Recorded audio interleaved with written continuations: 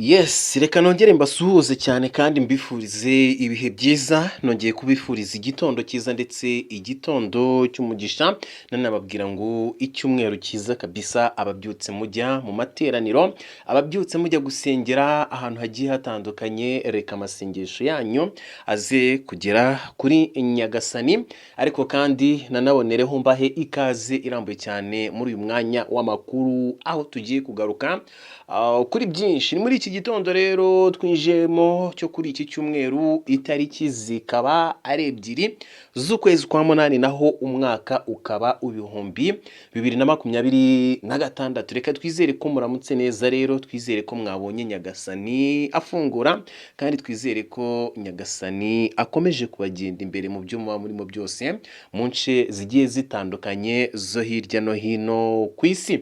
Turagarutse rero, turazindutse, turabukereye na update nyinshi cyane. Ni mu burasirazuba rero bwa Repubulika ya Demokarasi ya Kongo, aho tugiye kugaruka kuri byinshi. Nyuma rero y'amakuru akomeye cyane, nyuma y'aho ingabo z'Abafaransa ziri mu burasirazuba bwa Repubulika ya Demokarasi ya Kongo, amakuru agaruka kuri bano Bafaransa rero, nyuma y'aho asa nkaho yaracecetseho muri ino minsi batakivugwa cyane. Ndababwira ko rero bongeye kugaragara. Haravugwa ko abasirikare b'Abafaransa bageze Rubaya bazanye ibiribwa n'ibikoresho bya gisirikare byo gufasha no kongerera ubushobozi imirongo y'ubwirinzi ya M23 mu Rubaya. Hari kandi ubutumwa buhamagarira abanyekongo kwishyira hamwe mu rwego rwo kurengera ubusugire bw'igihugu no guhangana n'ibyo bafata nk'ubwinjiracyaha bw'u Rwanda ku butaka bwa Repubulika ya Demokarasi ya Kongo, mu gihe rukomeje gushinzwa gusahura amabuye yo mu Rubaya ndetse n'ahandi hagiye hatandukanye mu burasirazuba bwa Repubulika ya Demokarasi ya Kongo. Hagati aho kandi Loni nayo ibingibi irabihagurukiye, kuko Loni isohoye raporo ivuga ko byibuze toni 120 za koruta ku kwezi zigenda. Hanyuma Loni yahise ishinza n'ibigo by'i Kigali muri buno bufatanye, cyangwa se ko ariho zino koruta zijya. Ndaje tubirebere hamwe, turebere hamwe n'ibyo umuryango w'abibumbye usabye. Ni raporo rero ikaze cyane igarutse kuri Rubaya. Muraza kunyemerera tuyinjiremo ku buryo burambuye cyane, ariko ndababwira ko n'uhagarariye Ubufaransa muri Loni akaba ari Jay Damadikari, nawe asabye akanama k'umutekano gukoresha imbaraga nyinshi mu guhagarika isano iri hagati y'ubujura bw'umutungo kamere n'inkunga ihabwa imitwe yitwaje intwaro. Uyu mugabo rero uhagarariye Ubufaransa muri Loni, kubera iki ahise yivanga muri kino kibazo? Kandi amakuru ahari ko ingabo z'Ubufaransa n'ubundi ziri gusapotinga, ziri gutanga umusada ku nyeshyamba za M23 hariya mu Rubaya. Ibi ngibi turabihuza gute? Ndaje tubyinjiremo ku buryo burambuye cyane, tugende dusobanukirwa akantu ku kandi.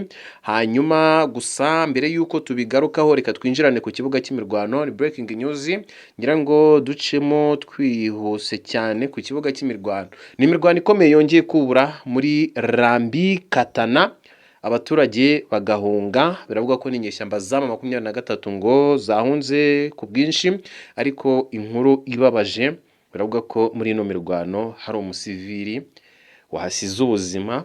Reka ano makuru ariyo duheraho mbere y'uko tugaruka mu Rubaya. Tubanze twinjirane ku kibuga cy'imirwano, turebere hamwe uko biramutse.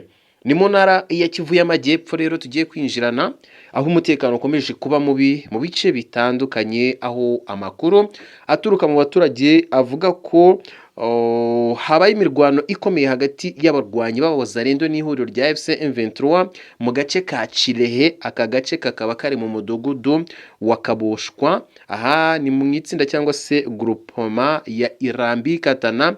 Ahangaha rero akaba ari muri teritwari ya Kabare, niho hongeye kuvugwa imirwano ikaze hagati y'izi mpande ebyiri zihanganye. Abaturage baravuga ko urusaku rw'amasasu n'intwaro ziremereye rwumvikanye amasaha menshi, kuko ngo rwamaze amasaha ashyika ku 10 mu gihe imirwano yakomezaga ngo abaturage benshi bahise bava mu ngo zabo vuba na bwangu bahungira mu bice bifatwa nk'aho bifite umutekano kurushaho, cyane cyane muri Katana centre ngo hari abahunganye abana, abasaza n'abarwayi basiga ibyabo byose inyuma kubera gutinya ko imirwano yabageraho. Abari hafi y'aho imirwano yabereye baravuga ko ubuzima bwahise buhagarara ako kanya, amasoko arafungwa ndetse amashuri n'ibindi bikorwa bya buri munsi nabyo ngo bihita bihagarara. Abaturage ngo bagumye mu ngo zabo, abandi bahitamo guhunga kugira ngo barinde ubuzima bwabo. Hari amakuru avuga ko bamwe mu barwanyi ba M23 rero nyuma yo guhangana n'abawazarendo ku buryo bukomeye cyane bahise bava mu birindiro bahungira mu gace ka Rusheshe berekeza Icirehe. Bivuze ngo ni zino inzira ebyiri berekejemo, ni ukuvuga ngo bavuye mu birindiro byabo byo muri Rusheshe, ntabwo ariho bahungiye, ahubwo ngo bahungira ahitwa Icirehe. Aya makuru akomeza avuga ko banyuze hagati mu baturage, ibintu byateje ubwoba n'impungenge ku basivili ko bashobora kwisanga hagati y'impande zombi zihanganye, kuko ngo abarwanyi babonye nta zindi nzira bakoresha bahitamo guca mu baturage kugira ngo aba bawazarendo batinye kubarasa, batinya ko barasa abasivile. Hanyuma iyi mirwano ibaye nyuma y'inkuru ibabaje y'urupfu rw'umusivile witwa Bishweka Pedro uvuga ko yapfiriye mu mudugudu wa Kabamba. Amakuru ava mu baturage aravuga ko hari umurwanyi wa AFC M23 ukekwaho kugira uruhare muri urwo rupfu nyuma y'imirimo rusange izwi nka Sarongo. Urupfu rw'uwo musivile rero rukaba rwateje ubwoba mu baturage benshi, baravuga ko barushaho kumva batizeye umutekano wabo. Imiryango myinshi iravuga ko ikeneye ubufasha bw'ibanze, cyane cyane ibiribwa, amazi meza, ubuvuzi naho kuba hizewe. Abayobozi b'inzego z'ibanze n'abandi bakora ibikorwa byo kurengera abaturage bakomeje gusaba impande zose zirwana kubahiriza amategeko mpuzamahanga arengera abasivile, basaba ko abaturage batagirwa ibikoresho by'intambara kandi ko bahabwa uburyo bwo kuva mu bice by'imirwano mu mutekano. Muri rusange rero ibice byinshi byo mu burasirazuba bwa Repubulika ya Demokarasi ya Kongo bikomeje kurangwa n'imirwano hagati y'impande zitandukanye, ibituma abaturage bakomeza guhunga, ubukungu bugahungabana, ibikorwa remezo bikangirika ndetse ubuzima bw'abantu bikarushaho kujya mu kaga. Abasesenguzi bo baravuga ko igihe cyose ibiganiro bya politiki n'ibikorwa byo guhagarika imirwano bitaratanga umusaruro urambye, abaturage ari bo bazakomeza kwishyura igiciro kinini cy'iyi ntambara. Ngayo nguko uko biramutse ku kibuga cy'imirwano, ngizo update ziramutse. Twihuse cyane rero, nababwiye ko mbafitiye amakuru adasanzwe yo mu Rubaya. Nababwiye ko abafaransa tayari bongeye kugaragara nyuma y'igihe batagaragara, batanavugwa, bongeye kugaragara mu Rubaya bazanye umusada, baje gusapotinga inyeshyamba za M23. Reka twinjire muri ino Rubaya rero. Rubaya mbibutsa ko ari agace gaherereye muri teritwari ya Masisi mu ntara Kivu y'Amajyepfo muri Repubulika ya Demokarasi ya Kongo, kakaba mu duce tumwe dukungahaye cyane mu mabuye y'agaciro ya coltan, akabavamo icyuma cya tantalum gikoreshwa cyane mu gukora telefone zigendanwa, mudasobwa n'ibindi bikoresho by'ikoranabuhanga. Raporo zitandukanye zigaragaza ko urwego rwose rw'icuruzwa rwa coltan ikurwa muri Rubaya rwamaze gukurikiranwa tayari ndetse no kwandikwa, kuva ku bucukuzi, imisoro yishyurwa, aho imodoka zipakururira, konti za banki zishyurirwaho, amasosiyete ayohereza hanze ndetse n'inganda ziyatunganya. Ibi byose rero ngo byamajije kumenyekana, byamajije gukurikiranwa ndetse byamajije no kwandikwa. Ngo ikibazo gisigaye ni icyo kureba icyo akanama k'umutekano ka Loni kaza gukora nyuma y'aya makuru. Reka tubanze turebere hamwe ibijyanye n'umusaruro wa Rubaya ubundi bimeze bite. Ihuriro rya FC M23 ryafashe Rubaya muri Mata umwaka wa 2024 rishyiraho ubuyobozi bwaryo. Itsinda ry'impuguke za Loni ryagereranyije ko mu mwaka w'ibihumbi 2024 Rubaya yacukurwagamo toni hafi 120 za koruta buri kwezi. Raporo rero yasohotse muri Kamena uyu mwaka w'ibihumbi 2026 ivuga ko mu mwaka w'ibihumbi 2025 ibikorwa byo gucukura amabuye mu bice bigenzurwa n'iri huriro byiyongereye cyane kurusha uko byari byarabaruwe mbere. Umuryango Global Witness nyuma y'iperereza ryamaze umwaka risohotse kuko ngo ryamaze umwaka risohotse ku itariki 10 Kamena uyu mwaka wa 2026 watangaje ko ibirombe bya Rubaya bitanga hafi 15% ya tantalum ikoreshwa ku isi yose. 15 ya tantalum rero akaba ari ikigero kinini cyane.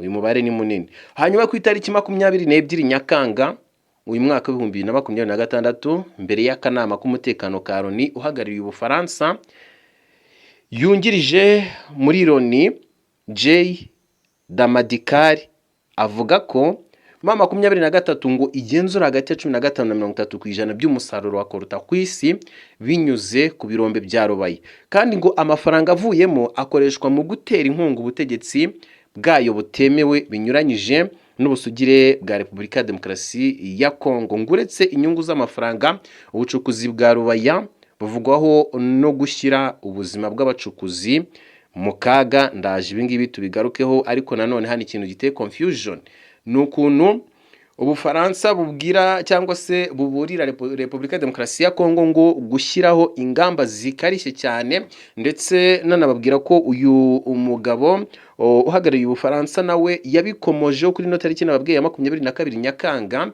ariko nanone yongeye kubikomozaho avuga ko ngo 2023 igenzura hagati ya 15 na 30 by'umusaruro wa koruta ku isi ngo binyuze mu birombe bya Rubaya, ngo kandi amafaranga avuyemo ngo akoreshwa mu gutera inkunga ubutegetsi bwayo butemewe binyuranyije ngo n'ubusugire bwa Repubulika ya Demokarasi ya Kongo.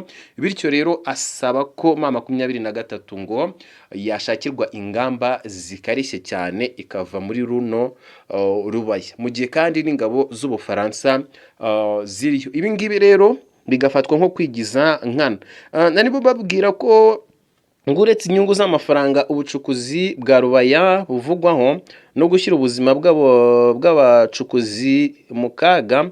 Turagaruka ku nkuru ya Grace Barata, akaba umucukuzi w'imyaka 35, ndetse inkuru ivuga ko yigeze kumara amasaha 21 ashyinguwe ari muzima nyuma yo kugwirwa n'ikirombe cya Ruwuwo, ndetse aho yanagize ati twari benshi muri uwo mwobo kandi nawugereranya n'imva, ngo hari ahantu habi cyane nyuma yo gutwikirwa n'ibibuye nyuma y'uko ikirombe cyari kibiyubitseho. Twigarukire kuri raporo yacu. Raporo y'impuguke za Loni ivuze ko muri Rubaya hashyizweho uburyo bunoze bwo gukusanya imisoro, hanyuma ngo ikiro kimwe cya koruta kikaba gisoreshwa amadolari ashyika kuri 4, hanyuma ngo ikiro kimwe cya kasatelite kikaba gisoreshwa amadolari 2. Abatwara amabuye y'agaciro basabwa uruhushya rutangwa na AFC M23, ariko biranumvikana hano kuko n'ubundi ni ha control. Hanyuma ngo imodoka zitwaye amabuye zinyura kuri bariyeri ahitwa Imubambiro. Amafaranga yose ngo ashyirwa kuri konti ya Equity Bank iri mu mazina y'umuhuzabikorwa ushinzwe imari ku rwego rw'intara wa AFC M23. Loni kandi ivuze ko kuva muri Gicurasi mu mwaka w'ibihumbi 2024 2023 ngo yinjiza hafi amadolari 800,000 buri kwezi, bingana na hafi miliyoni 10 z'amadolari ku mwaka, atanyuze muri gahunda y'imari ya leta ya Repubulika ya Demokarasi ya Kongo.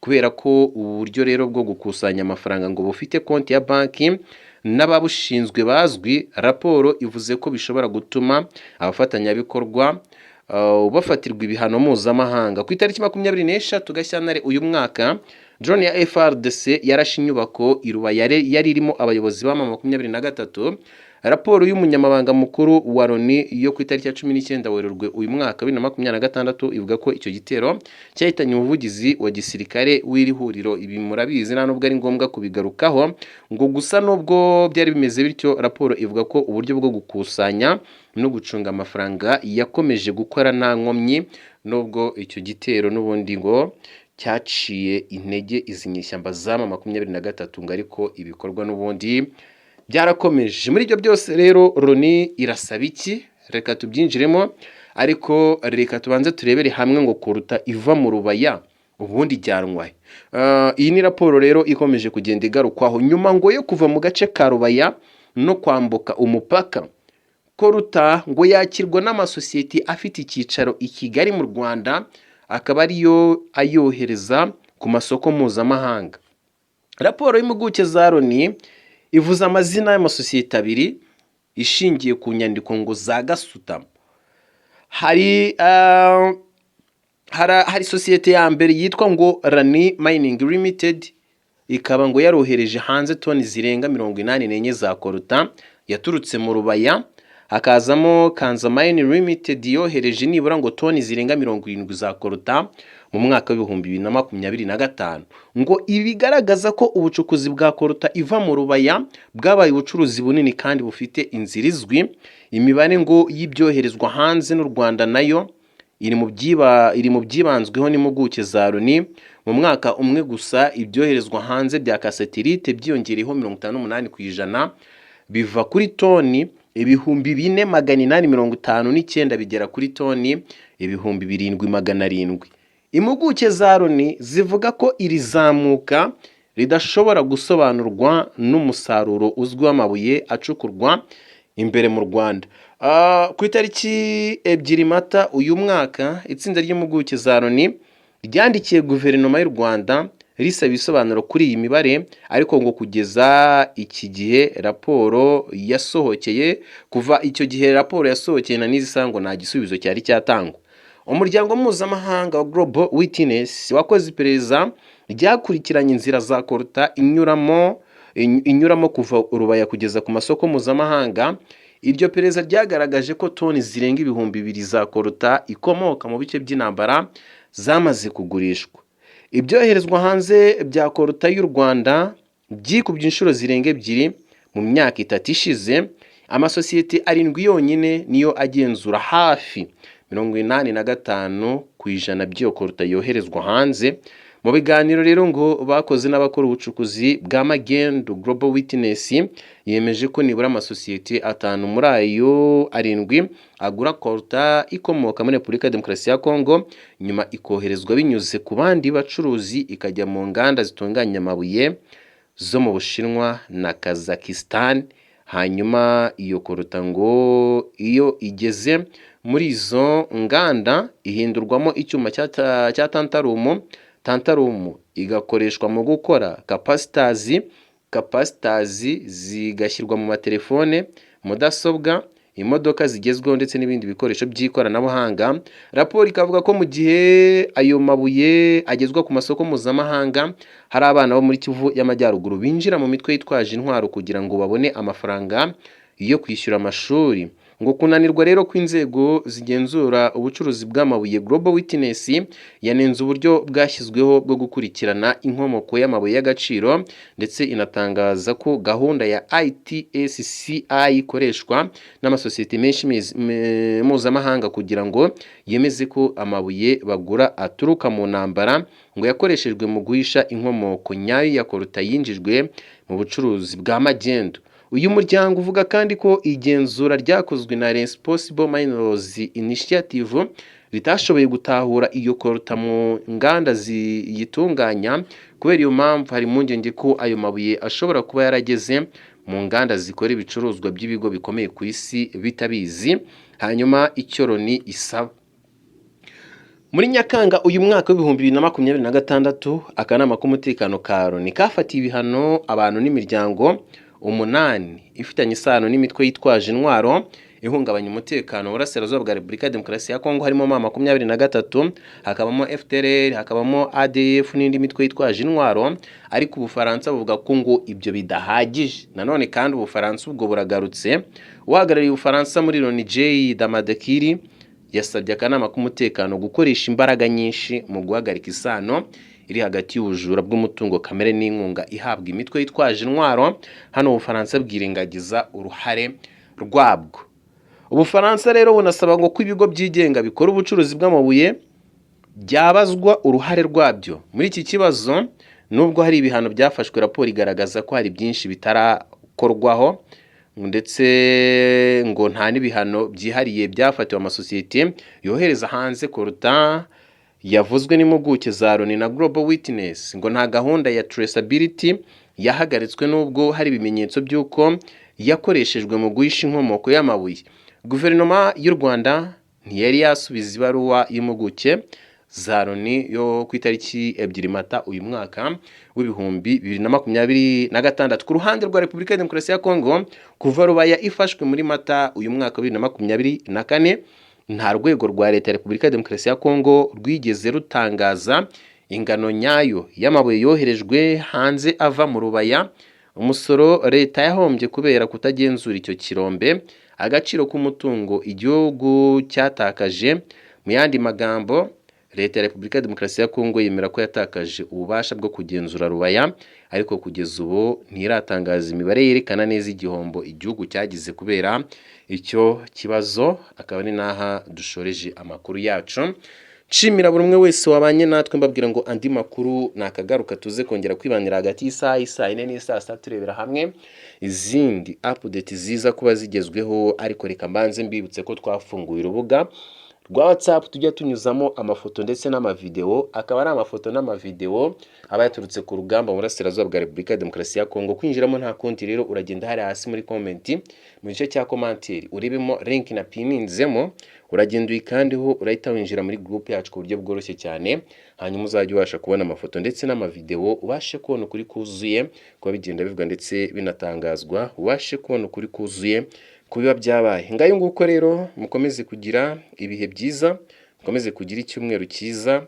Nyagasani akomeze abagenda imbere mu byo murimo byose, ndetse nanababwira ko tubakunda cyane.